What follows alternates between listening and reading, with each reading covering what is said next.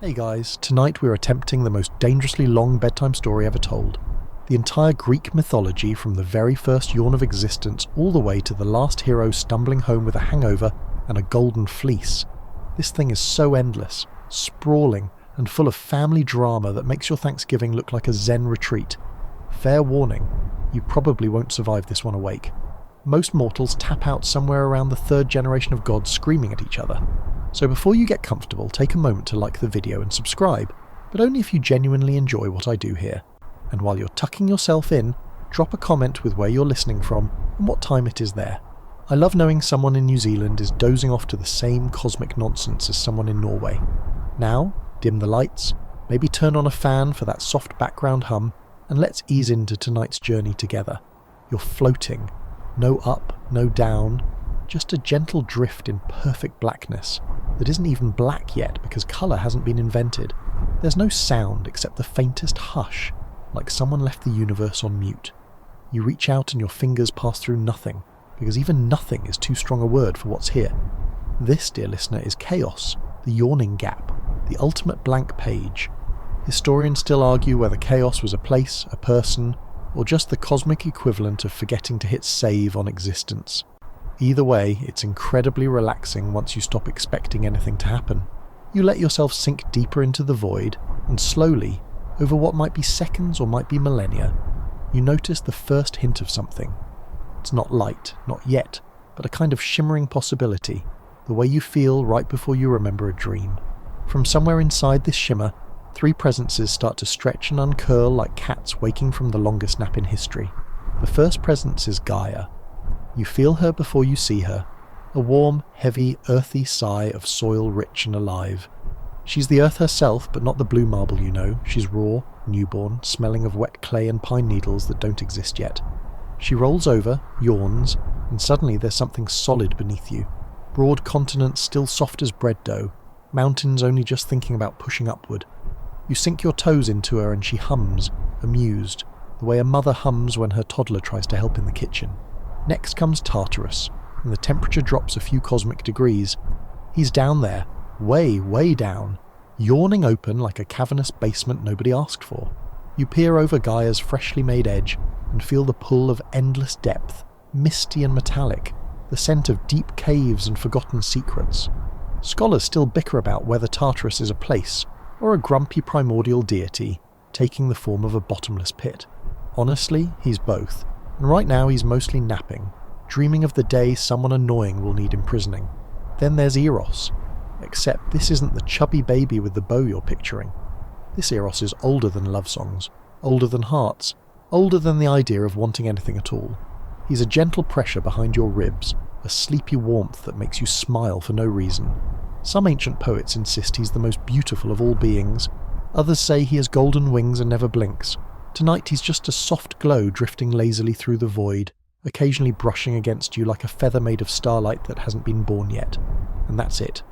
4 players on the board, or 3.5 if you count chaos as mostly checked out.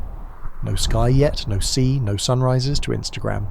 Just Gaia dozing contentedly, Tartarus grumbling in his sleep far below, Eros circling like a lazy firefly, and you, somehow, perfectly comfortable in the middle of absolute nothingness. You let out a slow breath you didn't know you were holding. The quiet is so complete, you can hear your own heartbeat echoing into infinity. Somewhere, a quirky fringe storyteller once claimed chaos occasionally sneezes, and that's where parallel universes come from. Cute idea, zero evidence, but it makes you smile as you settle deeper into the dark. Gaia shifts again, and you feel her dreaming of trees she'll grow one day, of rivers that will gossip their way to the sea that isn't here yet. Tartarus mutters something about better security locks. Eros drifts past your ear, and you swear he winks, though he doesn't have eyes yet either. Nothing is happening, and it's glorious. No wars, no betrayals, no thunderbolts, just the gentle promise that eventually, after a few more eons of napping, something might stir, but not tonight. Tonight there is only the soft, endless hush of beginning, and you're exactly where you're supposed to be. Cradled in the pause before the pause, drifting in the original lullaby. You feel your eyelids. Well, the idea of eyelids growing heavier. The void rocks you the way a mother rocks a cradle that doesn't exist yet. and somewhere in the distance chaos yawns one more time, wide enough to swallow every story that will ever be told. Sleep is coming for you now, as inevitable as the first dawn that isn't here yet. Let it come. The gods can wait. They've literally got forever. You're still floating in that velvet hush when Gaia stretches again, slow and luxurious, like someone turning over in the comfiest bed ever made. This time the stretch actually does something. A few more presences slip out of her dreams and decide to stay. It's quiet, no fireworks, just the soft pop of new gods waking up and realizing they exist. First there's Erebus, the living embodiment of deep shadow. You feel him settle around you like cool silk sheets on a summer night. He smells faintly of midnight caves and candle smoke. Erebus doesn't talk much, he just drapes himself over everything, turning the leftover shimmer of chaos into proper darkness you can lean into. Historians still argue whether Erebus is a place or a person, but right now he feels like both. The cozy gloom you want to nap inside forever. Then Nyx slides in beside him, and suddenly the darkness has a personality. She's night itself. Tall, stardusted, moving like someone whose grandmother gliding through the house turning off lights so everyone can sleep. Her long black hair trails galaxies that haven't been invented yet. You catch the scent of jasmine and distant thunder. Nyx yawns, stretches her arms wide enough to hug the entire cosmos, and you feel safer than you've ever felt in your life. Even baby gods apparently know not to mess with Mom when she's settling in for the evening. Erebus and Nyx glance at each other, no words, just the softest nod, and suddenly they're a couple.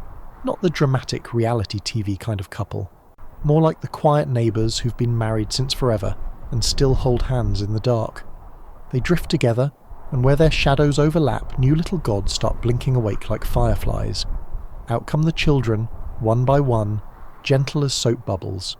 First is ether, pure upper air, bright and breathable. You take a lungful and it tastes like the first morning on Earth will taste millions of years from now. Clean, crisp, faintly sweet. Ether floats upward, making room for everyone else, politely glowing just enough to keep things from getting too creepy. Next is Hemera, Day herself, soft golden and sleepy-eyed. She curls up opposite her parents, yawning pink and peach light across the sky that still isn't a sky. She and Ether smile at each other like siblings who share an inside joke about how ridiculous their goth parents are. Then the weirder kids show up. You feel a gentle tug of longing and realise Moros Doom has arrived, but he's surprisingly chill, more like the quiet acceptance that everything ends someday than anything scary. He settles in the corner humming lullabies about entropy. Oneiroi drift past next, thousands of dream spirits that look like faint silhouettes of things you almost remember. One of them brushes your cheek and you catch a fleeting image of a beach you've never visited. You smile in your sleep that isn't sleep yet. A quirky little fringe myth claims Nyx once gave birth to a child named Philotes, simply by thinking about friendship too hard. Sure enough, here comes Philotes now, warm, affectionate, wrapping around you like the memory of a hug from someone who loves you unconditionally. You didn't know you needed that until it arrived. The family keeps growing. Nemesis with her quiet sense of balance, Apate carrying soft illusions like blankets, Geras looking like a kindly grandfather who just wants to tell you it's okay to rest. They all find corners of the darkness and curl up, content. Meanwhile, down below on Gaia's broad back, she's been busy too. Without any help whatsoever, she's an independent woman, thank you very much. She gives birth to Uranus, the sky. You look up and there he is, vast, domed, star-studded from the start, smelling like ozone and rain that hasn't learned how to fall yet. Uranus stretches out above Gaia like the most beautiful ceiling you've ever seen, and immediately starts making heart eyes at her. Gaia pretends not to notice, but you catch the tiniest smile. Pontus, the sea, slides out next, deep and salty and already humming with whales that don't exist yet, and just like that, the nursery is full. Nyx and Erebus rule the night shift. Ether and Hemera trade off day duties. The weird kids play quietly in the corners, and Gaia dozes contentedly under her new starry blanket of a husband, while Tartarus snores way down below, occasionally muttering about property values. You find the perfect spot, half in Nyx's velvet shadow, half in Gaia's warm soil. Pillow your head on a dream one of the Oneiroi lent you, and listen to the brand new cosmos settle in for its very first night. Somewhere, Eros drifts past again, chuckling softly because he knows exactly what's coming next. But that's a problem for future you. For now, everything is gentle, vast, and astonishingly boring in the best possible way. 10,000 future tragedies are snoring in their cribs. The only sound is the soft rustle of night-tucking darkness around your shoulders and whispering, almost too quiet to hear, "Sleep, little mortal. We've got eternity covered." You let your thoughts dissolve into starlight that isn't starlight yet. The void rocks you, night hums, and you sink deliciously toward whatever comes after the very beginning. You're curled comfortably under Nyx's wing when the mood shifts, like the moment the house gets too quiet and you realise the parents are about to start flirting. Up above, Uranus has finished stretching his starry blanket across the heavens and is now gazing down at Gaia with the intensity of someone who has literally never seen another person before. Gaia pretends to be very interested in growing a random mountain range, but her cheeks, well, the tectonic plates, flush just a little. Before you can say boundaries, Uranus descends in a shimmer of ozone and night air, wraps himself around her like the world's clingiest weighted blanket, and suddenly it's raining. Not normal rain. This is the first rain ever, warm and metallic, tasting faintly of starlight. Where each drop hits Gaia's skin, something new sprouts. Rivers, valleys, the first shy little flowers that will one day evolve into Instagram backdrops. They waste no time. Uranus and Gaia become the original power couple, and the babies arrive in litters so large even modern reality TV would blush. First come the Titans. 12 perfect towering toddlers with galaxy hair and voices that make the void tremble. You watch Oceanus slither out first, already trailing rivers from his ankles. Hyperion arrives glowing like he's swallowed a sunrise. Little Theia follows, eyes full of future gold. Coeus, Creus, Iapetus, Mnemosyne, Tethys, Themis, Phoebe, Rhea, and finally Cronus, who even as a newborn looks suspiciously at his father's throat. But Uranus isn't done. He and Gaia keep going until the nursery's bursting. Next come the Cyclopes, 3 enormous baby boys named Brontes, Sterops and Arges, who open their single eyes and immediately start forging tiny thunderbolts, like it's the most natural thing in the world. Their crying sounds like distant storms. You find it oddly soothing, like white noise from a very expensive machine. Then the Hecatonkyrus arrive, and even you sit up a little. These 3 have 100 hands each and 50 heads, and yet they're weirdly gentle, stroking Gaia's hills with thousands of careful fingers, braiding rivers together, humming in 50-part harmony. Their names are Cottus, Briareus, and Gis, and they smell like petrichor and warm bread. You'd think any parent would be proud, but Uranus takes one look at the Hecatonkyrus and the Cyclopes and decides they're aesthetically unacceptable. Maybe he's worried they'd never fit into family photos. Maybe he just had terrible taste. Whatever the reason, he bundles all 6 of the weirder kids up and yeets them straight down into Tartarus like unwanted Amazon returns. You hear the faint, confused wails echoing up from the depths, and Gaia's entire body tenses, every volcano grumbling in sympathy. Historians still argue whether Uranus imprisoned them out of genuine fear or just cosmic vanity. Either way, Gaia does not take it well. You feel her anger as a slow, deep tremor under your feet, the kind that makes you want to apologize even though you did nothing wrong. To keep things domestic on the surface, Uranus ramps up the rain again, but now it's oppressive, endless, a constant drumming that never lets Gaia sleep. The Titans grow up under this damp ceiling, listening to their little brothers crying far below. You wander among them, watching baby Rhea braid clouds into her hair, while Cronus sharpens a flint sickle he found and definitely isn't planning to use. Yet, a quirky fringe tale claims Uranus's constant rain was actually his way of watering Gaia's gardens, and the imprisonment was just tough love. Cute try, but the sorrow in Gaia's mountain says otherwise. You catch her sigh roll across continents still soft and new, and you realise this is the first dysfunctional family in existence. Congratulations, humanity. The template is already set. Somewhere above, Eros chuckles again, because drama is basically his love language. Nyx glides past and tucks an extra fold of darkness around you like a disapproving grandma saying, "Don't look directly at the marital problems, dear." The rain keeps falling, soft and relentless, turning everything into a lullaby of water on newborn stone.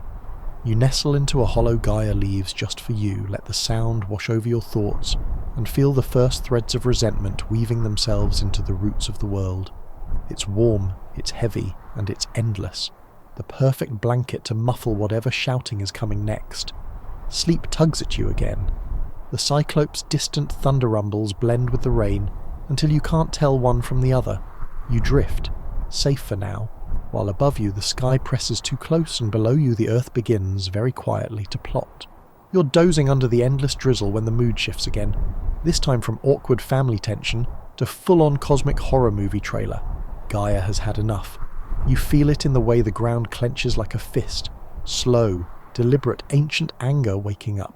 She calls her youngest titan, Cronus, over for a private chat while Uranus is busy admiring his own reflection in a proto-ocean. Picture the scene. The two of them huddled under a dripping cypress that shouldn't exist yet.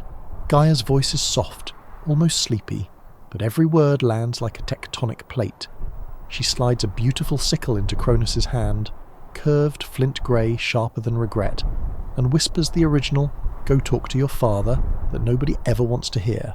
Cronus, who has been side-eyeing Daddy's throat since toddlerhood, doesn't need to be asked twice. Night falls, Nyx is doing her job perfectly, and Uranus descends as usual, all starry cloak and heavy breathing, ready for another clingy cuddle session with the Earth. You're hiding behind a convenient boulder because even you know this is about to get awkward. Cronus steps out of the shadows like the quiet kid who's been plotting in detention for years. Uranus doesn't even notice until the sickle flashes once. Quick, almost polite. There's a sound like every thunderclap that will ever exist happening at once, muffled by Nyx throwing her cloak over the whole scene so mortals won't have nightmares for the next 10,000 years. When the stars stop screaming, Uranus is no longer attached in the way he used to be. The severed parts tumble into the sea. Pontus barely has time to say "dude, not in my water," and where they hit the waves, white foam boils up. From that foam, because Greek mythology has zero chill, a fully grown woman steps out. Aphrodite, yawning, stretching, already perfect, already smelling like sea salt and expensive perfume. She hitches a ride on a giant scallop shell and drifts off to cause problems elsewhere. Nobody even says hello. Everyone's too busy processing the fact that Dad just got cancelled in the most literal way possible. Historians still argue whether the castration was literal, symbolic, or both. Either way, the sky backs off real fast after that. Uranus retreats upward, bleeding rainbows and curses. His final words, more of a cosmic wheeze, promise that Cronus will one day get the exact same treatment from his own kids. Cronus shrugs like a teenager who's heard it all before and kicks the sickle under a rock. The rain stops. Finally. You take what feels like the first dry breath in eternity. Gaia exhales in relief, mountains unclenching, rivers running clear. Down in Tartarus, the imprisoned Cyclopes and Hecatonchires stop crying for a moment, sensing the shift in management upstairs. Cronus stands there holding the cosmic keys, suddenly the new landlord of everything. The other titans gather around, trying not to stare at the foam, still settling on the waves where Aphrodite used to be. Rhea gives him a supportive little pat that somehow feels like congratulations and also good luck, babe. A quirky fringe story claims that sea foam from that day is why the ocean is salty. Equal parts tears and, well, you get it. Scholars roll their eyes, but the sea does taste faintly metallic if you think about it too hard. You wander over to the shoreline, watch Aphrodite's shell disappear over the horizon, and realise the universe just hit its first major plot twist. Blood has been spilled. Well, star blood. A goddess has been born fully clothed and unbothered, and the old regime is limping upward to become the literal sky ceiling we'll all ignore one day. Above you, Uranus sulks in the stratosphere, occasionally muttering prophecy threats that sound suspiciously like a dad saying, "You'll understand when you're older." Cronus pretends not to hear. The Titans throw an awkward victory party that mostly involves standing around nodding at each other. You find a quiet spot on a cliff Gaia smooths out just for you. Lie back and listen to the brand new silence where oppressive rain used to be. The stars feel farther away now, safer. Waves hush against the shore, whispering the first lullaby that isn't forced. Everything smells like petrichor and fresh divorce. It's traumatic, sure, but also weirdly peaceful. Change has finally come, dramatic and irreversible, and the cosmos takes a long, shaky breath. You let that breath carry you. The night is vast, the sea is gentle, and somewhere far away Aphrodite is already breaking her first heart. But here, right now, there is only the soft hush of a world rebooting, the distant grumble of an ex-sky, and the promise that tomorrow, or in a few billion years, things will be different. Sleep finds you easily tonight. Even the foam settles, even the sickle rusts, and you drift, carried on the quiet certainty that family therapy was never an option for these people. Cronus wipes the last of the cosmic mess off his hands, declares himself CEO of reality, and decides it's time for the universe's chillest era, the Golden Age.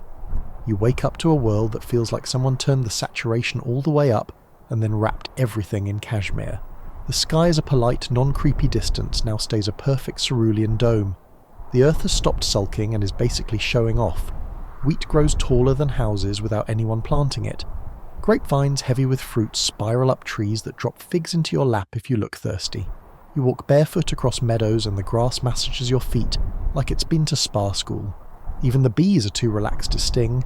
They just bumble past humming lullabies in B-flat. The Titans move into management positions. Oceanus and Tethys take the seas and immediately start breeding every gentle sea creature you'll ever love. Dolphins basically invent synchronized swimming on day one. Hyperion and Thea claim the sun and moon. You watch the first sunrise and it's so soft you don't even need sunglasses. The light feels like warm honey poured over your shoulders.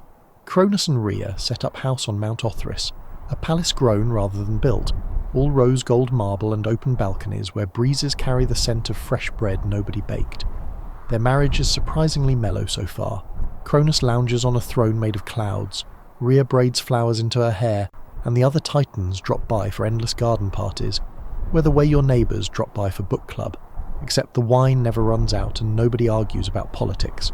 Humans show up at some point. They're crafted from clay and starlight, or maybe just wander in from the woods. The stories disagree. Either way, they're adorable. No greed, no war, no 9 to 5. They spend their days napping in orchards, playing flutes carved from reeds that grew while they watched, and growing old only when they feel like it, at which point they simply lie down under an olive tree and turn into friendly spirits. Mortality's first retirement plan. You join a picnic under a tree dripping with golden apples, the non-dramatic kind. A satyr who hasn't learned to be creepy yet hands you a cup of something that tastes like childhood summers. Half-asleep nymphs braid your hair with daisies. Somewhere, a river sings in 4-part harmony with itself. Historians still argue whether the Golden Age was literal centuries or just one really good cosmic weekend. Doesn't matter. It feels endless while you're in it. A quirky fringe tale claims the reason nobody worked is because the earth was so fertile that bread literally leapt out of the oven, fully baked, and danced into your hands. You almost believe it when a warm loaf floats past on a breeze and nestles politely in your lap. Cronus, for all his earlier sharpness, turns out to be a surprisingly hands-off ruler.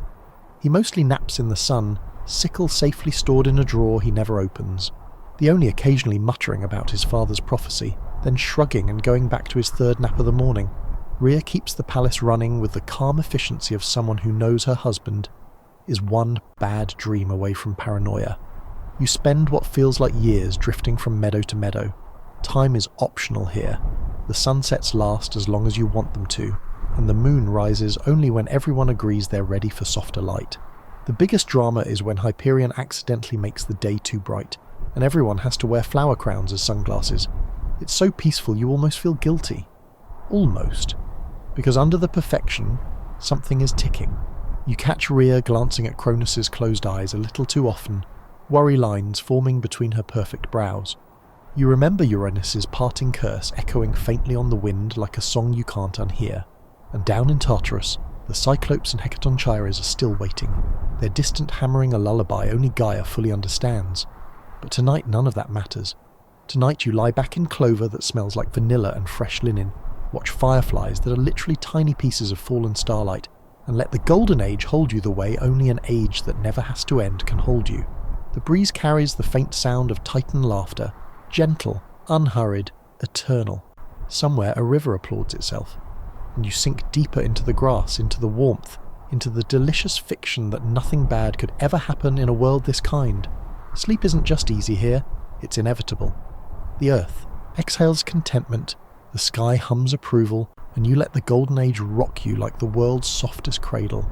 You're sprawled in a clover field, half dreaming of honey that pours itself, when you notice Rhea isn't at the usual picnic anymore. She's off by herself near a quiet grotto, one hand resting on the gentle curve of her belly, looking like someone who just read the fine print on the Golden Age brochure and found the warranty is about to expire. Cronus has started pacing the palace balconies at night. You trail him once, curiosity outweighing your better judgment, and hear him muttering Uranus's old curse like a song stuck in his head. Your own child will overthrow you. Just you wait. The words taste metallic on the air, the way the sky used to before the rain stopped. Cronus's eyes have gone from lazy gold to the sharp yellow of a lion who just realised the gazelles have teeth. Rhea, meanwhile, is glowing the way only a titaness carrying the next generation drama can glow. She gives birth first to Hestia, tiny, perfect, already radiating warm hearth energy. Cronus takes one look, grunts, too powerful, opens his mouth wider than physics should allow, and down the hatch the baby goes. Just gulp. Whole. Like a pelican swallowing a particularly calm fish. You stand there stunned, clover still in your hair, while Rhea makes a sound that is half sob, half volcano clearing its throat. Historians still argue whether Cronus literally swallowed them alive or imprisoned them in some metaphysical stomach dimension. Either way, the baby monitor in Rhea's heart goes ominously quiet. Next comes Demeter, little goddess of grain already smelling like fresh bread. Cronus barely glances before another swallow. Then Hades, dark curls, serious eyes even as a newborn. Gulp. Hera. Wriggle from the first breath, already judging her father's table manners. Gulp. Poseidon arrives waving a tiny trident he definitely wasn't born with. Gulp. 5 perfect babies, 5 cosmic burps. Rhea is shaking now, the kind of shaking that makes mountains nervous. When the 6th child is on the way, she slips away to a cave on Crete you didn't know existed until the island quietly grows one just for her. There, under the hush of stalactites dripping like slow metronomes, she gives birth to Zeus, small, squalling, suspiciously bright-eyed. This time she doesn't call Cronus. Instead, she wraps a random stone in swaddling clothes. Apparently Titans keep decorative rocks around the palace the way we keep throw pillows, and nurses Zeus in secret while nymphs hum lullabies so gentle they could knock out a hydra. The stone, being a stone, doesn't cry or poop, which Cronus finds suspiciously convenient. She carries the bundle home, hands it over with the most serene poker face in history, and watches Cronus unhinge his jaw one more time. The stone slides down with a satisfying clunk. Cronus pats his belly, mutters something about heartburn, and goes back to worrying about prophecies he thinks he just solved. You're hiding behind a column, trying not to laugh, because the absurdity is almost soothing. A quirky fringe myth insists the stone was actually a meteorite that still sits in Delphi today, quietly judging tourists. Whether or not that's true, you can feel it sitting there in Cronus's stomach like cosmic tums. Meanwhile, baby Zeus is whisked deeper into the Cretan cave. 2 nymphs, Adrastea and Ida, take shifts rocking his cradle, which is solid gold and hangs from a tree so no Titan can sneak up and do the obvious thing. A goat named Amalthea nurses him. Her milk tastes like warm thunderstorms and safety. When Zeus cries, which is rare, because even as a baby he's plotting, the Curettes, young warriors who definitely don't have anything better to do, clash their shields in a rhythmic dance that sounds exactly like white noise, designed by someone who really understands infant sleep schedules. You curl up nearby, listening to the gentle clatter of bronze on bronze, the soft bleat of Amalthea, the faint electric hum of a baby who already knows he's going to be somebody. The cave smells like milk and wet stone and secrets. Outside, the golden age keeps pretending everything is fine, but in here the future is nursing quietly, growing stronger with every thunder-flavoured sip. Rhea visits when she can, pressing kisses to Zeus's forehead that feel like promises. Her eyes are still red from 5 previous losses, but now there's a tiny spark again. She whispers to him about siblings trapped inside their father's paranoid belly, and, even though he's too young to understand words, he grips her finger with surprising strength. You let the rhythmic shield clashing wash over you like rain on a tin roof you actually enjoy. Somewhere far above, Cronus naps off his stone dinner, dreaming of thrones that stay put. Down here, destiny is cutting its first teeth. Sleep finds you easily tonight, wrapped in goat wool and the hush of conspiracy. The cave breathes around you, warm and protective, and you drift off knowing the smoothest switcheroo in divine history has just been pulled off without a single witness, except the stars.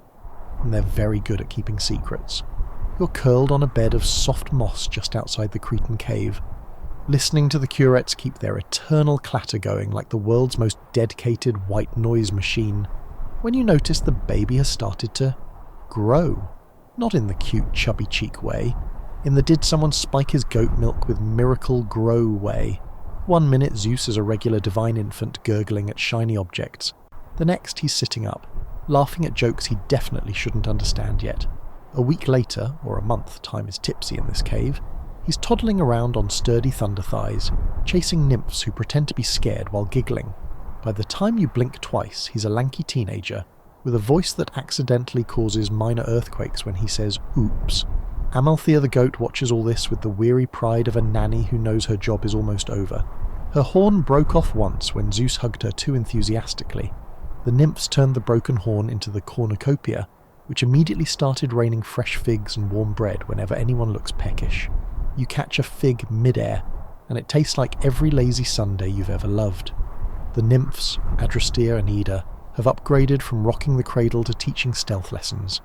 They drape Zeus in soft deerskin, whisper stories about his swallowed siblings, and let him practice throwing tiny lightning bolts at clouds that drift too close to the cave mouth. Every time one crackles, the critters dance harder to cover the noise, sweat shining on their chests like they're at the world's most intense Zumba class for destiny. You watch from the shadows as Zeus grows into the kind of young man who makes the air feel charged, like right before summer rain. His eyes are storm grey, shot through with gold, and when he grins, which is often, you feel the planet tilt a few degrees just to get a better look. One evening he corners Rhea during one of her secret visits. He's tall enough now that she has to tip her head back, and you see the moment she realises the baby she smuggled is gone forever, and something much more dangerous has taken his place. She cups his face, thumbs brushing cheekbones sharp enough to cut glass, and tells him everything. The stone, the swallowed five, Cronus' growing paranoia, the prophecy now circling like a vulture wearing a crown. Zeus listens without interrupting, impressive for a teenager, then asks the question that changes everything. How do I get them out? Rhea smiles the tired smile of a mother who's been waiting years for someone to ask that. She hands him a tiny vial of something that smells like snow on pine needles, and regret. You'll serve your father his evening wine tomorrow, she says. Add this. He'll think it's just a new vintage. You feel your stomach flip.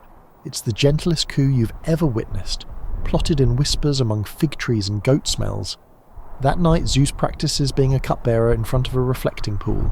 He moves with surprising grace for someone whose legs grew 6 inches last week, practicing the exact tilt of the goblet, the exact innocent smile. The nymphs cheer every time he doesn't spill. Even Amalthea bleats approval. A quirky fringe story claims Zeus was also raised by bees for a while, and that's why his voice always sounds like warm honey over thunder. You taste the air and decide you believe it. The cave feels smaller now, crowded with future. The Curettis dance has taken on a new rhythm. Less lullaby, more war drum. Zeus sharpens his first real lightning bolt on a whetstone made of storm clouds, sparks drifting down like sleepy fireflies. Historians still argue whether Zeus spent 18 years on Crete or 18 days. The mythology shrugs and says yes. Either way, by the time he steps out of the cave mouth for good, the island itself exhales in relief, like it's been holding its breath since the stone went down Cronus' throat. You walk beside him as he heads toward Mount Othrys, barefoot because shoes feel insulting when the ground itself parts gently for his steps. The sky, still Uranus technically, rumbles what might be encouragement or might be nerves. Zeus just grins up at it, waves like they're old friends who had a minor falling out. Behind you the cave settles into quiet memory. Amalthea grazes peacefully. The curettes finally hang up their shields. The nymphs start planning a graduation party that will probably involve too much nectar. Ahead, the Golden Age is still pretending everything is perfect, but you can feel the hairline cracks spreading under the marble floors of Othrys. Cronus is about to discover that heartburn can be a revolution in disguise. You keep pace with Zeus, feeling the electric hum under his skin, and realise the goat milk and revenge diet has produced the single most dangerous houseguest in history. Sleep doesn't come easy tonight. The air tastes like coming storm, like popcorn before the movie starts. But it's a good kind of restless, the kind that makes you smile into your pillow made of moss and destiny. Somewhere inside Cronus' belly, 5 siblings are waiting for their Uber, and the driver just got his license. You're walking just behind Zeus as he strides up the rose-gold slopes of Mount Othrys, trying to look like a perfectly ordinary new cupbearer instead of the living thunderstorm he actually is. The palace doors, carved from a single piece of sunset, swing open without anyone touching them. Inside, the air smells like ambrosia and denial. Cronus is sprawled across his throne, one hand on the stone baby bulge he still thinks is Zeus, the other holding a goblet that never empties. He's gotten heavier since the Golden Age started, softer around the edges, the way absolute power likes to pad itself. When he sees the tall, grey-eyed youth bowing low, he only grunts approval. Fresh help? Good. The last one kept spilling. Zeus smiles the most innocent smile in recorded history, kneels and refills the goblet. You catch the faint glint of Rhea's potions sliding in like clear starlight. Cronus drinks without suspicion. Why would he suspect his own cupbearer? And leans back, waiting for the usual pleasant buzz. Instead, his face goes the colour of old parchment. The goblet slips from his fingers and shatters into 1,000 golden shards that melt before they hit the floor. A sound comes out of him, half belch, half cosmic earthquake, and suddenly the throne room is very, very crowded. First out is the stone, landing with a dull thud that cracks the marble. Cronus stares at it like someone who just realised the turkey was plastic all along. Before he can process, 5 fully grown gods tumble after it in reverse order of consumption.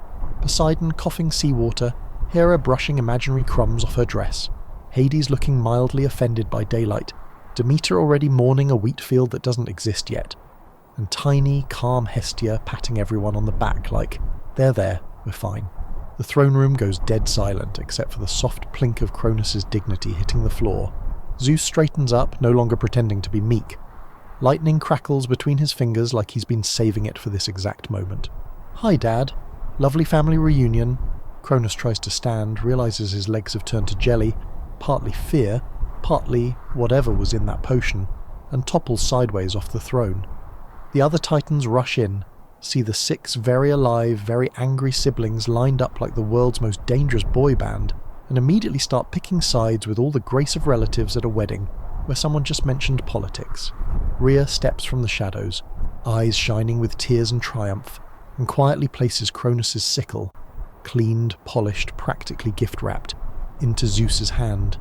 Finish what you started, she whispers, soft enough that only you, Zeus, and the entire shaking mountain hear her. Cronus finds his voice at last. You can't. I'm your father. I ate fibre for you people. But it comes out as more of a croak, because Poseidon has already summoned a wave inside the palace just to make a point, and Hera's glare could sterilise medical equipment. Historians still argue whether the Titanomachy began right there on the marble floor, or took a few more tense minutes of shouting. Either way, the first punch is thrown is Cronus swinging wildly at Zeus, who ducks with teenage reflexes and counters with a lightning bolt that trims Cronus's beard to a very unflattering mullet. The palace erupts.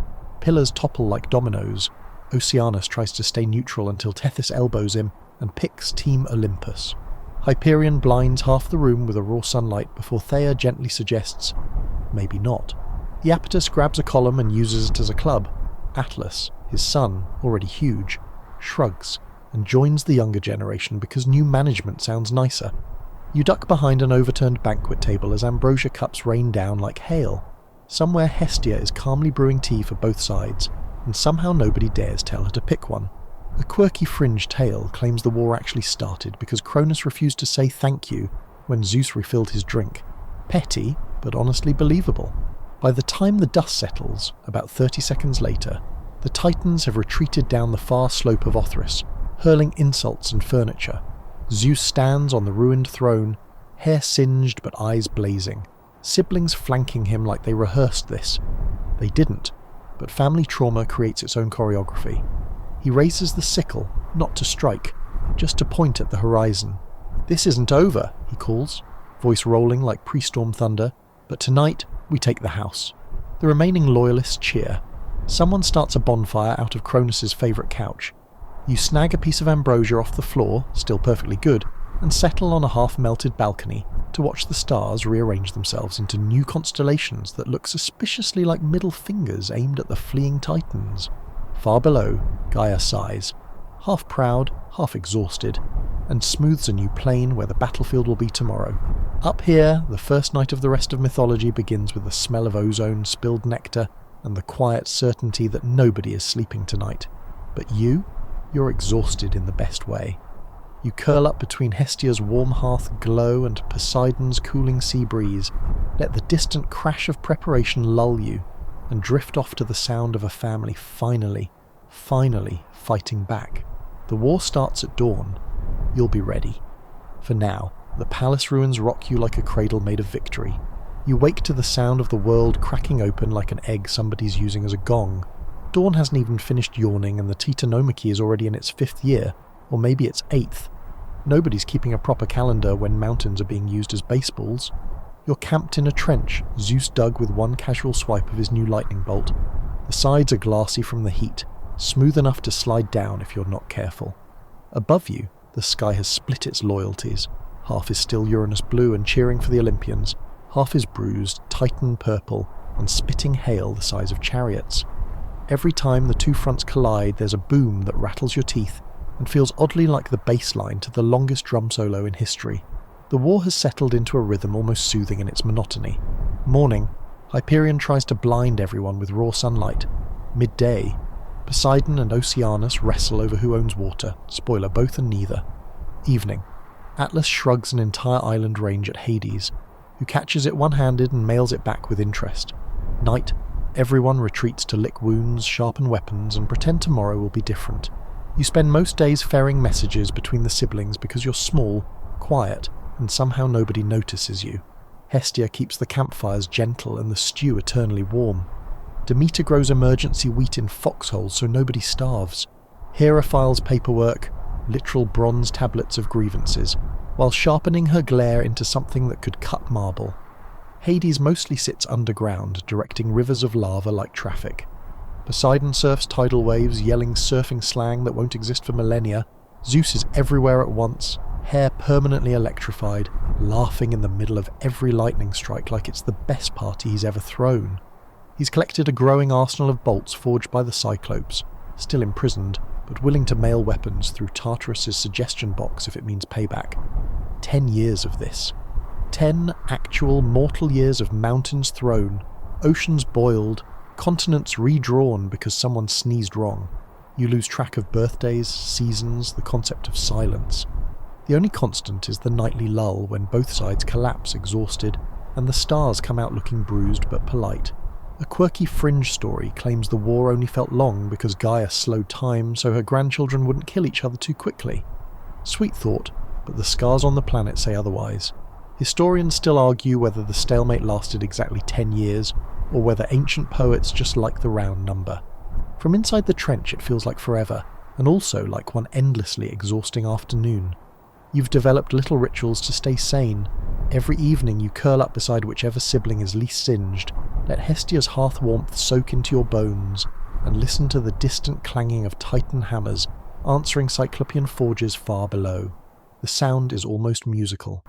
Deep, slow, patient, like the heartbeat of something enormous waiting for its cue.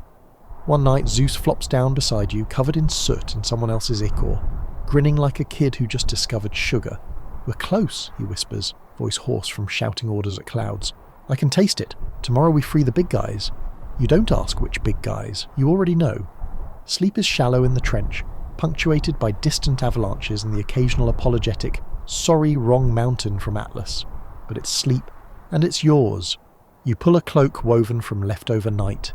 Nick sent it weeks ago with a note that simply read, "Try not to die, darling," and let the rhythmic thud of distant combat rock you the way rough seas once rocked sailors who hadn't been born yet. Above, the bruised sky flickers between storm and starlight. Below, Tartarus hums with anticipation. Around you, 6 siblings breathe the steady breath of people, only find when they know the worst is almost over. You drift off to the sound of tomorrow sharpening its teeth, and for the first time in a decade the war feels less like an eternity, and more like the long, loud inhale before the final note. The trench cradles you. The lightning quiets to a purr, and somewhere far beneath your feet, 3 one-eyed smiths and 300-handed giants smile in the dark, listening to the footsteps of freedom coming at last. You're jolted awake by a sound you've never heard before. Silence. Not the exhausted lull that usually falls at 3 a.m, when both sides run out of boulders. This is a deliberate, listening silence, like the whole planet just took a breath and held it. Zeus is already standing on the edge of the trench, hair glowing with leftover static, eyes fixed on the horizon where Tartarus yawns open like a gate somebody finally remembered the combination to. He lifts one hand, and the lightning stops mid-flash, hanging frozen in the air like golden icicles. Every Olympian turns toward him without a word, then he dives. Not metaphorically. He literally leaps off the cliff and dives straight down the throat of the abyss, trailing thunder the way a comet trails fire. Hades and Poseidon exchange a look that says, "Typical little brother," and jump after him. You scramble to the edge just in time to see Hera sigh, smooth her dress and step off gracefully like she's entering a ballroom instead of the worst prison dimension ever designed. You follow, because at this point you're invested. The descent is surprisingly gentle. Tartarus catches you, the way a mother catches a toddler who's fallen off the couch. Firm, slightly annoyed but mostly relieved, the air smells of deep caves and old promises. Far below, the Cyclopes and Hecatoncheires have been waiting so long they've gone slightly feral in the politest way possible. Their single eyes, or 50 eyes each, light up like sunrise when Zeus lands in front of them. Brontes, Sterops and Arges don't waste time on small talk. They've spent a decade forging gifts in secret, and now they step forward like proud uncles at a graduation. Each Cyclops hands Zeus a lightning bolt so perfect it sings when he touches it. Three-pronged, humming with bottled storm, the kind of weapon that makes every previous sap feel like static from a balloon. Then the Hecatoncheires shuffle forward, suddenly shy despite having 100 hands apiece. Cottus clears 50 throats at once and rumbles, "We made you these," before producing 300 perfectly balanced rocks the size of houses. Briareus adds a gentle wind-up motion that turns the rocks into artillery. Geist just grins all 50 faces and flexes, causing a small earthquake out of sheer enthusiasm. Zeus tests one bolt. The flash is so bright Tartarus gets a tan. When your vision clears, the prison bars, mountains chained together with regret, have melted into slag. The 6 monstrous uncles stretch, joints popping like continental plates, and for the first time in forever, Tartarus feels almost roomy. A quirky fringe myth claims the Cyclopes also gifted Zeus an invisible helmet to Hades, and a trident to Poseidon at this exact moment. You watch it happen. The helmet flickers into existence on Hades' head, like a shadow deciding to cooperate, and Poseidon catches the trident mid-spin with the delighted laugh of someone who just got the best toy at Christmas. Historians still argue whether the weapons were forged during the 10-Year War, or had been sitting ready since Uranus first slammed the door. The Cyclops' proud, soot-streaked faces suggest the latter. Up top, the Titans feel the shift immediately. You climb back out of the pit. This time on a staircase Briareus improvises with 50 casual handrails, and watch Cronus' army freeze mid-swing. Atlas actually drops Sicily. Zeus rises last, riding a pillar of lightning that looks suspiciously like a victory parade. The 3 Cyclopes flank him on the left, eyes blazing like miniature suns. The 3 Hecatoncheires flank him on the right, each hand holding a boulder and a dream of payback. Cronus takes one look at the new lineup and ages about 300 years in 3 seconds. His sickle, which he'd retrieved and polished for the occasion, suddenly feels very small. You find a nice rock to sit on, one that isn't currently being weaponized, and settle in. The air smells like ozone, petrichor, and the particular tang of a plot twist arriving right on schedule. Hestia passes you a cup of something warm and calming. Demeter grows popcorn vines along the trench walls. Hera sharpens her smile. Far below, Tartarus finally exhales, content now that its favourite tenants have checked out and left a 5-star revenge review. The sky cracks open with the first real thunder that belongs entirely to Zeus. The war, after 10 long years of foreplay, is about to have its climax. You sip your drink, lean back against a friendly boulder, and let the sound of 50,000 hands cocking back for the pitch wash over you like the world's most satisfying lullaby. It's almost over. The good guys just got the cheat codes. Sleep can wait a little longer. You want to watch this next part. The final battle lasts about as long as it takes you to exhale. One moment the Titans are still lined up on the far ridge, trying to look dignified while covered in 10 years of dust and bad decisions. The next moment the Hecatoncheires let fly. 300 hands move at once. 150 boulders the size of city blocks arc across the sky like the slowest, most inevitable hailstorm ever recorded. They blot out the sun, cast shadows sharp enough to shave with, and land with the gentle finality of a librarian closing a very thick book on someone's fingers. Cronus tries to raise his sickle. A boulder politely removes the sickle, the arm holding it, and most of the mountain he was standing on. Atlas turns to run and gets buried up to his neck. The Olympians decide that's punishment enough and leave him there as a permanent coat rack. Hyperion attempts one last blinding flash, and is immediately brained by Brontes swinging a spare lightning bolt like a baseball bat. You watch the whole thing from the best seat in the house, Hestia's hearth, which she's relocated to a floating chunk of marble for a better view. Popcorn vines, courtesy of Demeter, rustle softly as you reach for another handful. The air smells like petrichor, scorched bronze, and sweet, sweet closure. When the dust settles, literally in slow motion, because even gravity wants to savour the moment, the remaining Titans are on their knees. Oceanus and Tethys waving a white seaweed flag, Creus muttering apologies to anyone who'll listen, and Cronus trying to crawl away while missing most of his limbs and all of his dignity. Zeus steps forward, hair perfect despite everything, lightning bolt resting casually on one shoulder like a golfer carrying a favourite club. He doesn't gloat, he just looks tired and relieved the way only someone who's been fighting his dad for a decade can look. New management, he says simply. The sky rumbles agreement. The Cyclops and Hecatoncheires get hugs. Careful ones. Nobody wants to be accidentally squashed by affection. Briareus actually blushes all 50 faces when Poseidon claps him on one of many backs and says, "You throw a mean rock, big guy." A quirky fringe tale claims the defeated Titans begged to be turned into constellations, so they could at least keep good seats for the rest of eternity. Zeus, feeling magnanimous, and maybe a little guilty, grants it to a few of the less murderous ones. You watch Hyperion's outline flicker into the daytime sky as a faint, embarrassed shimmer. The worst offenders, Cronus chief among them, get marched back down to Tartarus. This time the Hecatoncheires volunteer as permanent jailers. Briareus braids the prison bars out of unbreakable night and his own spare fingernails. Cottus and Gaius take shifts humming lullabies so terrifying that even nightmares file complaints. Cronus is chained across from Uranus, who greets him with the smuggest cosmic "I told you so" in history.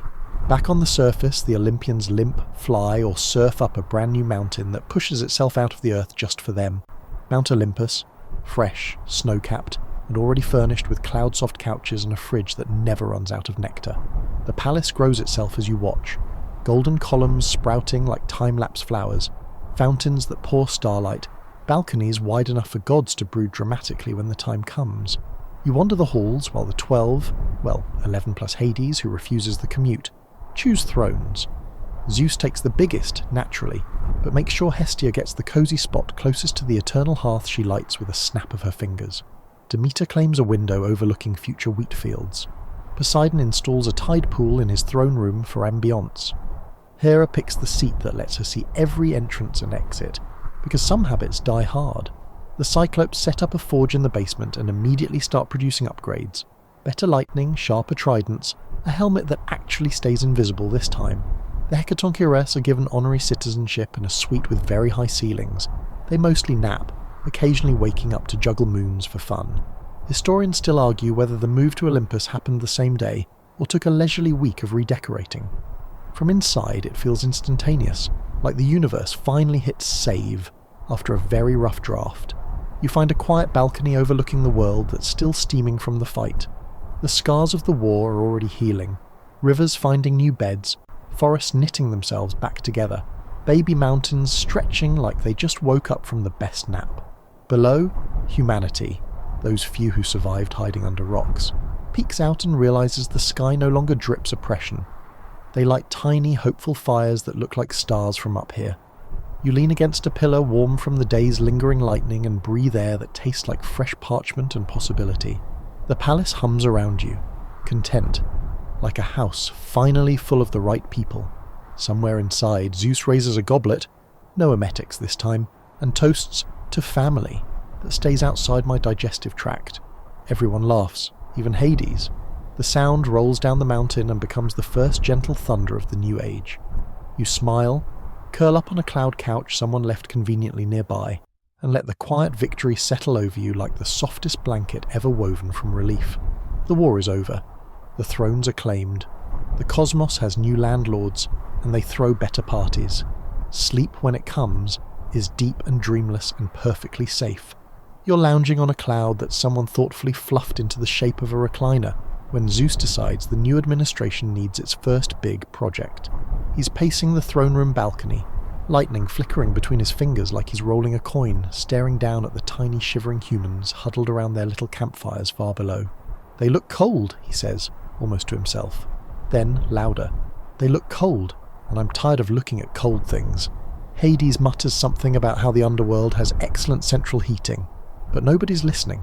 Prometheus, quiet, thoughtful Prometheus, who sided with the Olympians because he always liked underdogs, steps forward and offers the obvious solution: give them fire. Zeus's first instinct is absolutely not. Fire is divine, fire is dangerous, fire is the difference between gods and mortals, and Zeus has spent 10 years fighting to keep that difference clear. He says no so firmly the clouds blush. Prometheus nods like a patient teacher whose student just failed the pop quiz but will learn eventually. Then he waits until Zeus is distracted. Hera is redecorating the East Wing again, and Poseidon has flooded the West Wing by accident, and simply walks off Olympus with a glowing fennel stalk tucked under his cloak like the sneakiest torch in history. You follow because you've always liked Prometheus's vibe. Down on the mortal plane it's damp and dark and miserable. The humans have figured out how to rub sticks together until their arms ache, but all they get is smoke and sadness. Prometheus kneels by the coldest, hungriest looking group, pulls out the stolen ember and blows gently. A flame leaps up, small, orange, perfect. The humans gasp like they've seen a miracle, because they have. You watch their faces change in the firelight, fear turning to wonder, wonder turning to laughter. Someone starts roasting a root vegetable nobody knew was edible until it smelled like dinner. Children dance around the flames, casting shadows that look like wings. An old woman cries quietly because warmth is a memory she thought she'd lost forever. Prometheus teaches them how to carry fire, how to feed it, how to coax it into hearths instead of forests. Then he pats a few shoulders, accepts a slightly charred potato as payment, and strolls back toward Olympus before anyone upstairs notices he's gone. Of course, someone notices. Zeus always notices eventually. The next morning the palace alarms go off, literal thunderclaps in the kitchen, and Zeus drags Prometheus into the throne room by the ear like a teenager caught sneaking out. The trial is short and dramatic. Zeus is furious in the way only someone who's just realized boundaries are suggestions can be furious. Prometheus stands calm, soot-stained and smiling, refusing to apologize for making the world a little less freezing. The punishment is creative, even for Zeus. He has Hephaestus, who's been quietly tinkering in the basement forge and would rather be anywhere else. Chain Prometheus to a rock in the Caucasus. A very nice rock with a view, but still a rock. Then Zeus conjures an eagle, big, regal, perpetually hungry, to eat Prometheus's liver every day, only for it to grow back every night so the bird can do it again tomorrow. Eternal brunch with consequences. You visit on the first day. Prometheus is already cracking jokes between bites. "At least the view is nice," he says, nodding towards snow-capped peaks catching the sunrise. "And the eagle's punctual. I respect that." A quirky fringe story claims the eagle was actually Zeus in disguise, too proud to admit he wanted to talk philosophy with the prisoner. You watch the bird land and decide it's definitely not Zeus. The table manners are terrible. Historians still argue whether Prometheus suffered for decades or centuries. From the rock it feels like both and neither. Time is stretchy when your liver is on the menu. Down below the fires spread anyway. Humans learn to cook, to forge, to warm their hands and tell stories around the glow. Little sparks leap from hearth to hearth, carrying songs that will one day become every lullaby you've ever loved. The nights grow gentler. Children stop being afraid of the dark because the dark now has edges lit by something they can control. You sit with Prometheus sometimes, sharing slightly charred potatoes he's managed to roast on his own chains. He never complains.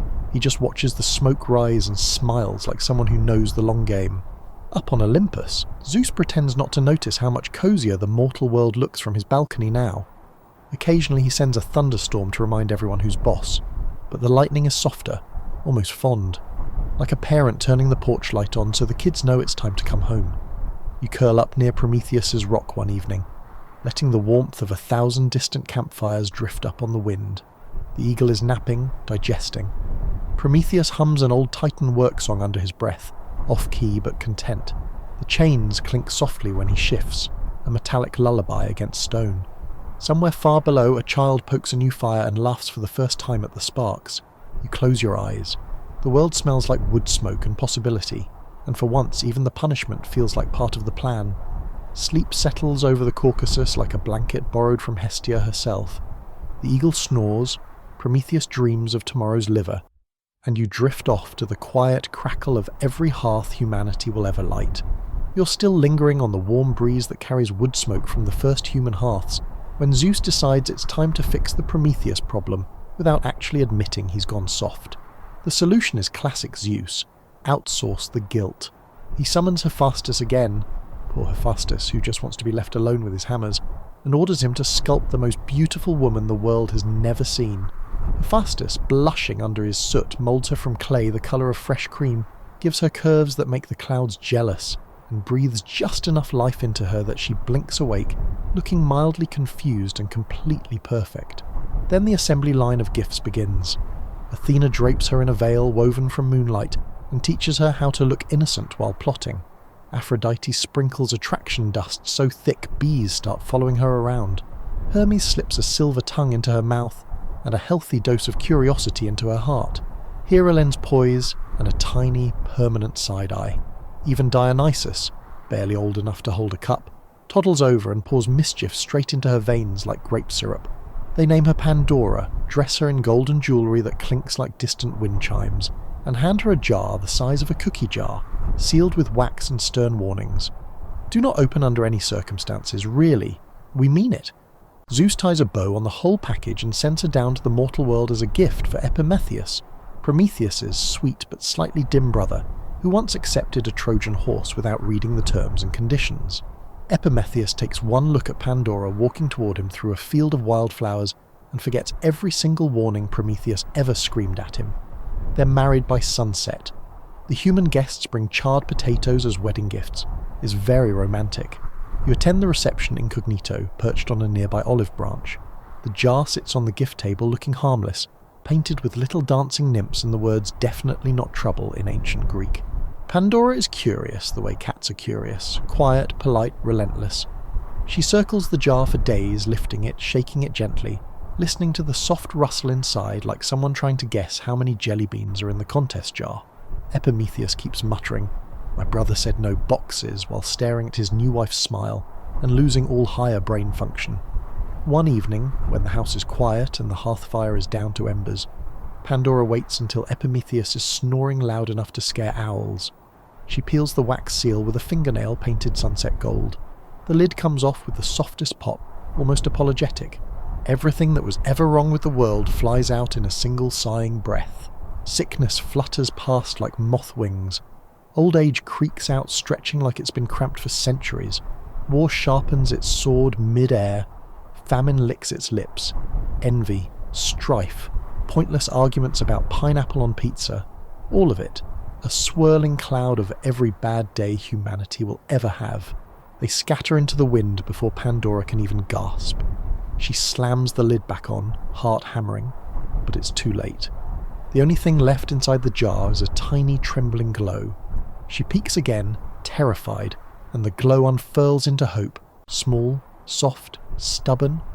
It brushes her cheek like a child's kiss, and slips out to follow the others, because apparently even hope refuses to stay trapped when the world needs it most. You watch from the olive branch as Pandora sinks to the floor, jar clutched to her chest, tears cutting clean tracks through the golden dust on her cheeks. Epimetheus wakes up, sees the empty air humming with new shadows, and for once has nothing to say. A quirky fringe tale claims the jar was actually a pithos big enough to hide in, and Pandora only opened it because a spider startled her. You look around, no spiders, just consequences wearing party hats. Historians still argue whether hope staying in the jar was mercy or the final trick. From your perch it looks like mercy wearing steel-toed boots. Far above, Zeus leans over the balcony rail of Olympus, watching the first plague sniffle its way across a village, the first pointless war drum beat in someone's chest. He doesn't smile exactly, but there's a grim satisfaction in the set of his shoulders. Prometheus, still chained to his rock, lifts his head and laughs once, short, proud, painful, because humanity now has fire and trouble in equal measure, which is basically adulthood. Down below, Pandora and Epimetheus sit together in the sudden chill, arms around each other, listening to the world learn how to suffer. but hope curls between them like a small warm cat, purring just loud enough to be heard over the crying. You stay on the branch, long after the wedding torches burn out. The night smells like smoke and salt and brand new grief. Somewhere a baby is born already knowing how to cry. Somewhere else a mother sings anyway. The jar sits empty on the table, lid beside it like a question nobody knows how to ask yet. You close your eyes. The wind carries the first lullaby ever sung to a child who will grow up mortal and fragile and still, somehow, keep the fire alive. Sleep finds you there among the olives, gentle as hope's heartbeat. The world just grew up overnight and it hurts, but the hearth fires are still burning, and that has to be enough. You're dozing in the olive grove, lulled by the soft crackle of 1,000 new hearths, when the sky suddenly forgets how to be gentle. It starts as a low rumble, not thunder, deeper, older, like Gaia herself clearing her throat after centuries of patience. You sit up just as the first fat drop of rain hits your cheek, cold and metallic, tasting of judgment. Within moments, the drizzle becomes a wall of water, the kind that doesn't fall so much as attack. The new human fires hiss and die one by one, like candles someone is deliberately pinching out. Zeus has decided humanity is a failed experiment. You race uphill to get a better view and find him on the highest balcony of Olympus, arms raised, eyes white with storm. Poseidon stands beside him, feeding the clouds extra seawater. Together they're power-washing the world. Rivers burst their banks in minutes. Seas climb mountains like they've been invited. The horizon disappears behind a curtain of grey so thick it feels solid. Down below, people scream, clutch children, try to float on doors and livestock and hope.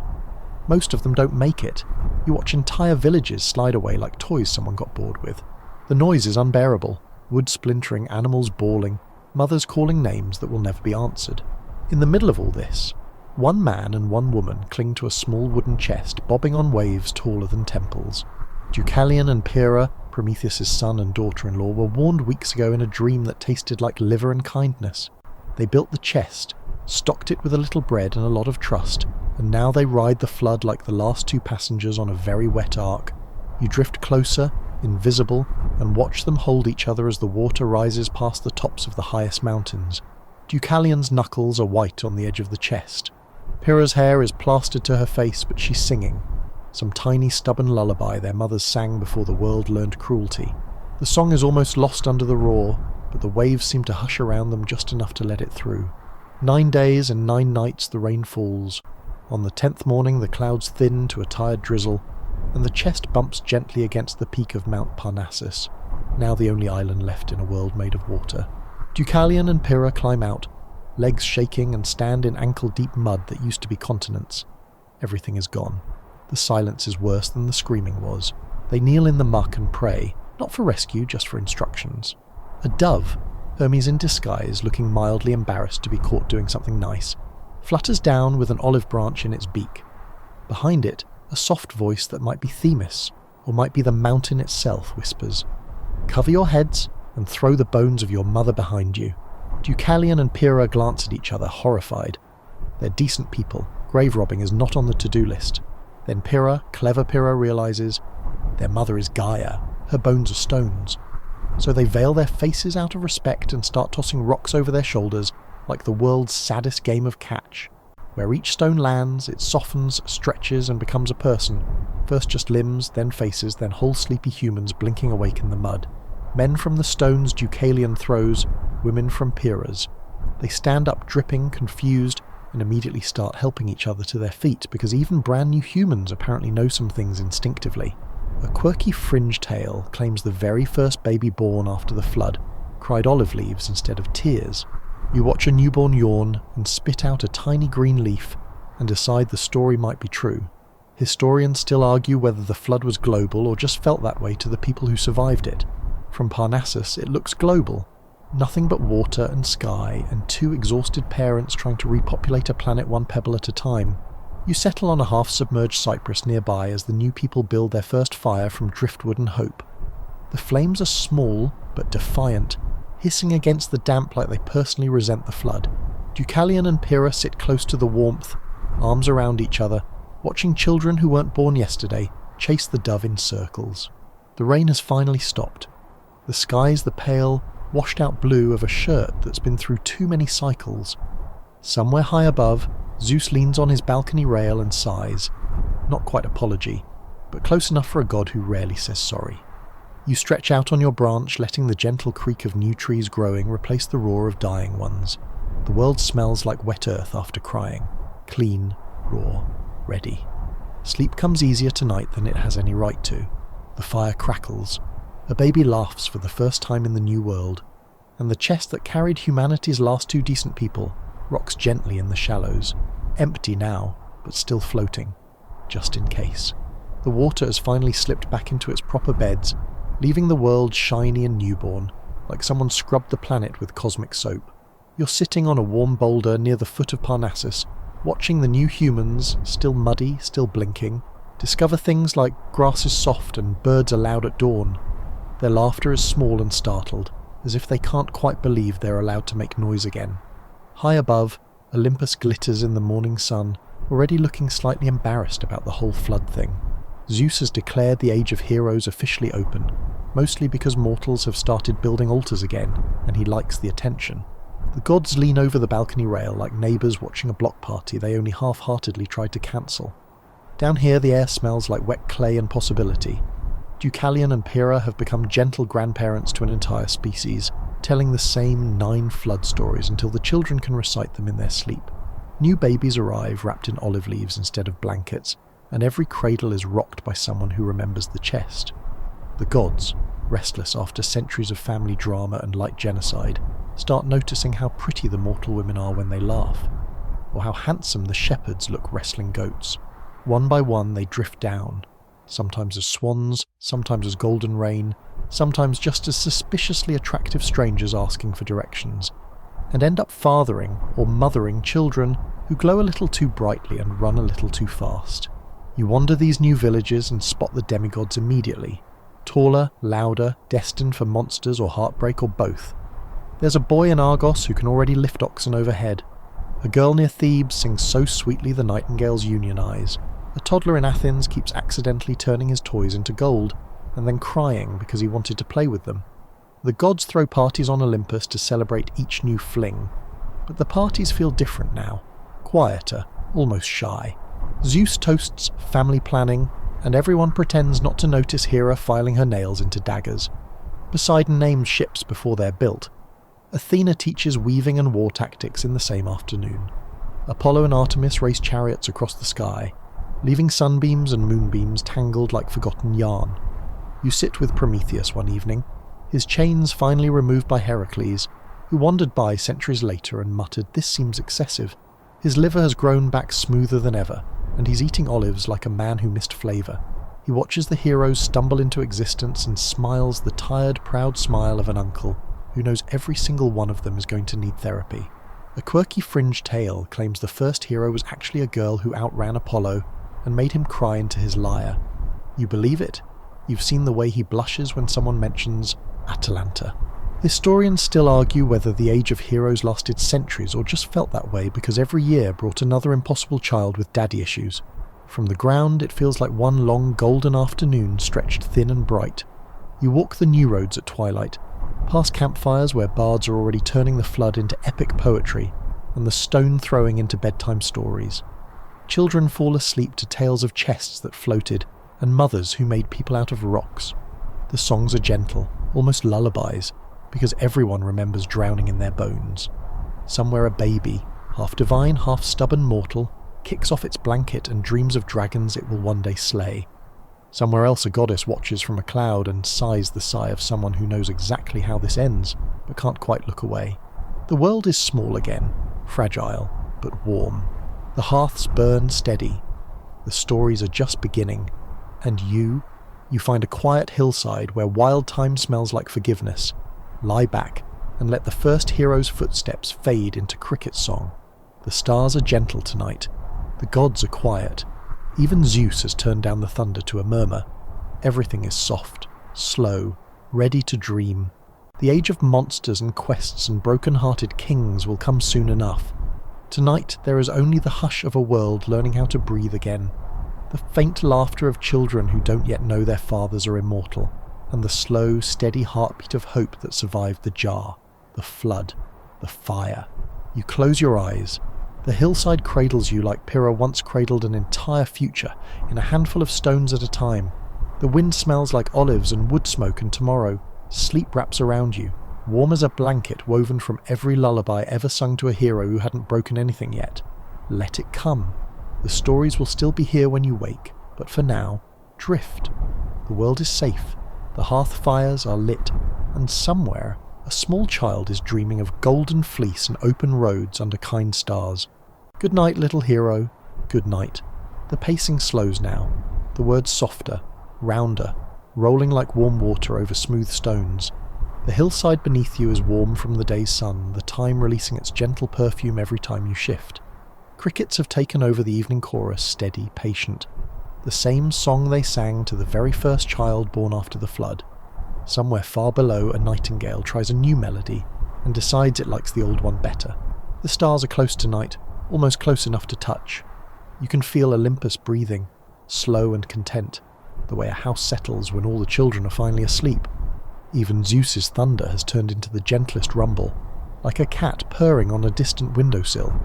Let your thoughts loosen, unravel, drift away on the warm breeze. There is nothing left to fight tonight, no jars to open, no chains to break, just the quiet turning of the world, the hush of stories folding themselves into dreams. You're safe here, wrapped in the same blanket hope once wore when it slipped out into the dark. The heroes will wake tomorrow and chase their monsters. The gods will meddle and love and leave, but you can rest. Breathe in the time, breathe out the long day of the world. The cradle rocks, the hearth glows, the night holds you like Pyrrha once held the future, gently, fiercely, forever. Sleep now, sweet, deep, dreamless sleep. The stories will keep, sweet dreams.